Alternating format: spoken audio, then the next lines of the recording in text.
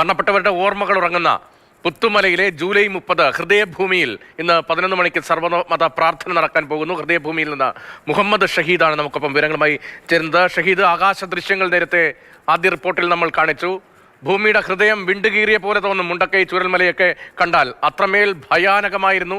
അത്രമേൽ നിസ്സഹായരായി പോയ മനുഷ്യരെയും ജീവജാലങ്ങളുടെയും ഓർമ്മയ്ക്കാണ് ഒരാണ്ട് തികയുന്നത്. ഇപ്പോൾ നിൽക്കുന്ന ആ ഭൂമിയിൽ എത്ര പേർ ഉറങ്ങുന്നു എന്നതിൽ പോലും നമുക്ക് ഒരു പക്ഷേ ഔദ്യോഗിക കണക്കുകളൊക്കെ ഉണ്ടെങ്കിലും അതൊക്കെ എത്രത്തോളം ശരിയാണ് എന്ന് പോലും ചിന്തിക്കേണ്ടി വരുന്ന സാഹചര്യമാണ്. ഹൃദയഭൂമിയിൽ എന്ന് സർവ്വമത പ്രാർത്ഥനയും അവരുടെ ഓർമ്മകളും ഒക്കെ എങ്ങനെയാണ്?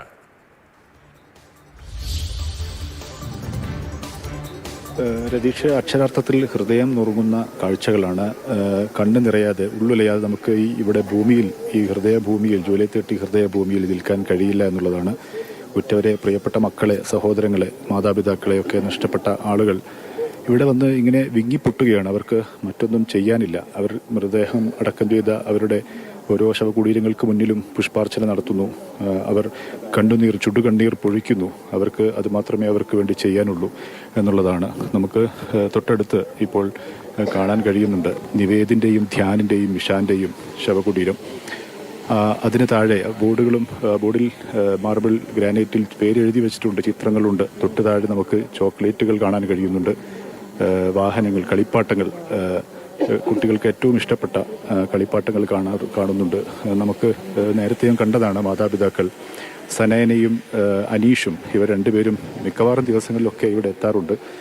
പ്രിയപ്പെട്ട കുരുന്നുകൾ, കളിച്ചു ചാടി പറഞ്ഞു നടക്കുന്ന ആ പ്രായത്തിലാണ് ആ കുട്ടികളുള്ളത്. ആ കുട്ടികളാണ്, 3 മക്കളെയാണ് അവർക്ക് നഷ്ടപ്പെട്ടത്. അങ്ങനെ തീരാ നോവിൻ്റെ കഥ പറയുന്ന ഓരോ മനുഷ്യർക്കും കഥ പറയാനുണ്ടാകും.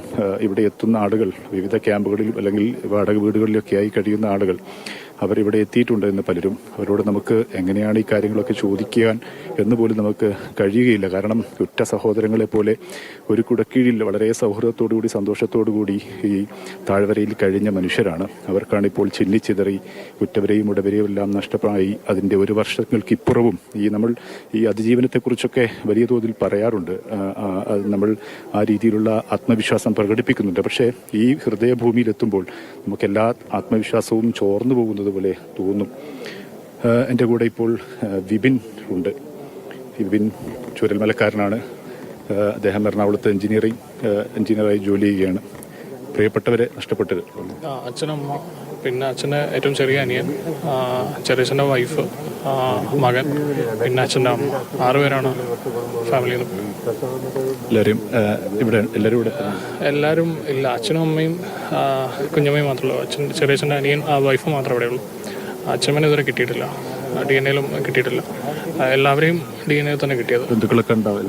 ഇത് അച്ഛൻ്റെ 2 ജ്യേഷ്ഠന്മാരാണ്. ഏറ്റവും മൂത്ത ജ്യേഷ്ഠനാണ്. ഇവരൊക്കെ കൽപ്പറ്റയാണ് താമസം. ആ സമയത്ത് അച്ഛനും അമ്മയും തറവാട്ടിൽ ചെറിയച്ഛനും അച്ഛമ്മയും ഫാമിലി മാത്രം ഉണ്ടായിരുന്നു. രതീഷ്, ഇപ്പോൾ വിപിനോട് നമ്മൾ സംസാരിച്ചു. വിപിന് കുറച്ചെങ്കിലും ആത്മധൈര്യത്തോടു കൂടി ഈ ഭൂമിയിൽ നിൽക്കുന്നുണ്ട്. പക്ഷെ മറ്റുള്ളവരോടൊന്നും നമുക്ക് സംസാരിക്കാൻ പോലും കഴിയാത്ത സ്ഥിതിയാണ്. കാരണം വിങ്ങിപ്പൊട്ടുന്ന മനുഷ്യരെയാണ് നമുക്കിവിടെ കാണാൻ കഴിയുന്നത്. അതുകൊണ്ട് നമുക്ക് അവരോടൊന്നും നമുക്കൊന്നും സംസാരിക്കാൻ പോലും കഴിയുന്ന സാഹചര്യമല്ല ഉള്ളത്. അങ്ങനെ ഉറങ്ങുന്ന 1 വർഷക്കാലം മനുഷ്യർ എന്ന് പറഞ്ഞാൽ ഇപ്പോൾ സാധാരണ ഒരു നഗരപ്രദേശത്തൊക്കെ ഉള്ള ആളുകളെ പോലെയുമല്ല. അതൊരു മലയോര ഗ്രാമമാണ്. നൂറ്റാണ്ടുകളായി തേയില തൊഴിലാളികൾ, തോട്ടം തൊഴിലാളികൾ ഉൾപ്പെടെ എത്തി ഓരോരുത്തരും അവരുടെ സ്വപ്നം നെയ്യുന്നതിനൊപ്പം ഒരു ഗ്രാമത്തെ വളർത്തിയെടുക്കുകയായിരുന്നു. ആദ്യം കുറച്ച് കടകൾ, പിന്നീട് അതൊരു ചെറു പട്ടണമായി മാറുന്നു.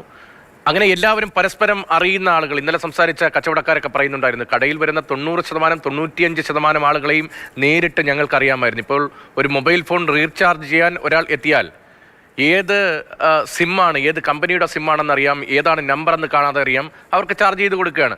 അത്രമേൽ ഇഴയെടുപ്പമുള്ള ആളുകളാണ് ഇപ്പോൾ വാടക വീടുകളിൽ കൽപ്പറ്റയിലും മറ്റ് സ്ഥലങ്ങളിലുമായൊക്കെ ചിന്നിച്ചിതറി ജീവിക്കുന്നത്. അവരെല്ലാം കുറേ കാലത്തിന് ശേഷം ഒത്തു കാണുമ്പോൾ ആ സങ്കടമാകെ ഇരട്ടിക്കുകയല്ലേ. അങ്ങനെ ഒരു വല്ലാത്ത വൈകാരികമായ അന്തരീക്ഷത്തിലൂടെ അവിടെ കടന്നു പോകുന്നു. അവരുമായി നമുക്കൊന്നും സംസാരിക്കാൻ പോലും കഴിയുന്നില്ല. ഒരുപക്ഷെ ദുരന്തമുണ്ടായപ്പോൾ ഒരു നടുക്കമായിരുന്നെങ്കിൽ ഇപ്പോൾ ആ ദുഃഖം ഇരട്ടിക്കുകയല്ലേ. നമ്മൾ അതിജീവനം എന്ന ഒരു പൊതുബോധം സൃഷ്ടിച്ചിരിക്കുന്നു. അത് കുറെ കൂടി ബോധപൂർവം തന്നെയാണ് അതിജീവനം എന്ന വാക്കിന് നമ്മൾ ഊന്നൽ കൊടുത്തത്. എല്ലാവരും അതിജീവിക്കണം എന്നത്. എങ്കിലും അവിടെ ചെന്ന് നിൽക്കുമ്പോൾ ഹൃദയം പൊട്ടുന്ന കണ്ണീരിൻ്റെ കാഴ്ചകൾ കാണുന്നു.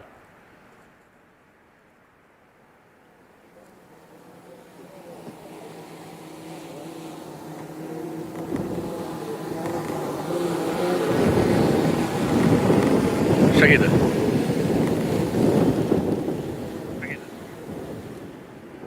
തീർച്ചയായും രതീഷ്, അങ്ങനെ തന്നെയാണ്.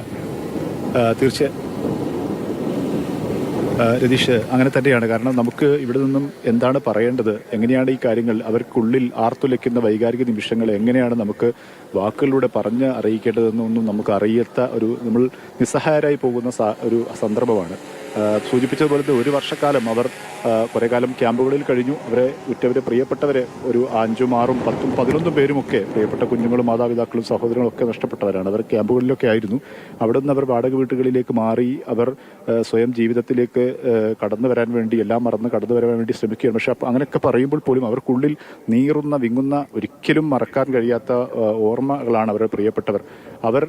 ആ ഓർമ്മകളുമായാണ് അവർ ഇന്ന് ഇവിടേക്ക് എത്തുന്നത്. അവർ ഇന്ന് മാത്രമല്ല, പല സമയങ്ങളിലായി ഞാൻ സൂചിപ്പിച്ച പോലെ ദിവസവും വരുന്ന, പ്രിയപ്പെട്ടവരെ കാണാൻ വേണ്ടി ദിവസവും വരുന്ന ആളുകളുണ്ട്. അവരൊക്കെയാണ് ഇവിടെ ഒത്തുകൂടിയിട്ടുള്ളത്. പറഞ്ഞ പോലെ, രതീഷ് പറഞ്ഞതുപോലെ തന്നെ അവരുടെ നാടുകൾ, നമ്മൾ ഈ ചുരൽമലയിലേക്കൊക്കെ ഇപ്പോഴും പോകുമ്പോൾ ആളുകൾക്കൊക്കെ പറയാനുള്ളത് അവർ അവിടെ കെട്ടിപ്പടുത്ത ജീവിതത്തെക്കുറിച്ചായിരുന്നു. തോട്ടം തൊഴിലാളികളായി വന്ന് പിന്നെ അവിടെ വിയർപ്പൊഴുക്കി പണിയെടുത്ത്, ആ കഷ്ടത അനുഭവിച്ച് പണിയെടുത്ത്, പിന്നീട് പ്രവാസികളായി കുറച്ചാളുകളൊക്കെ പോയി, അങ്ങനെ പിന്നീട് ചെറിയ കടകൾ മുറികളൊക്കെ ആയി തുറന്ന് അങ്ങനെ ജീവിതം കെട്ടിപ്പടുത്ത മനുഷ്യരാണ്. അവരാണ് ഒറ്റ അടിക്ക് ഒരു രാത്രി കൊണ്ട് ഇല്ലാതായി അങ്ങനെ ചിന്ന ഭിന്നമാക്കപ്പെട്ടത്. ആ ഓർമ്മകൾ, ആ എല്ലാ ഓർമ്മകളും, പ്രിയപ്പെട്ടവരെ കുറിച്ചുള്ളവരും അവരുടെ നാടിനെ കുറിച്ചുള്ളവരും അവരുടെ സൗഹൃദത്തെക്കുറിച്ചുള്ള എല്ലാ ഓർമ്മകളും അവരുടെ മനസ്സിൽ ആർത്തലയ്ക്കുന്ന ഒരു ദിവസം കൂടിയാണ്. പ്രത്യേകിച്ചും ഇന്ന്. എല്ലാ ദിവസവും ഉണ്ടാകും അത്. ഒപ്പം തന്നെ ഈ ദിവസത്തിൻ്റെ ഒരു പ്രത്യേകത കൂടിയുണ്ടല്ലോ. ഈ രാത്രി, അല്ലെങ്കിൽ ഇന്നലെ കഴിഞ്ഞു പോയ രാത്രിയാണ് അവരുടെ ജീവിതത്തിൽ എല്ലാം നഷ്ടപ്പെടുത്തിയ ആ ദിവസം.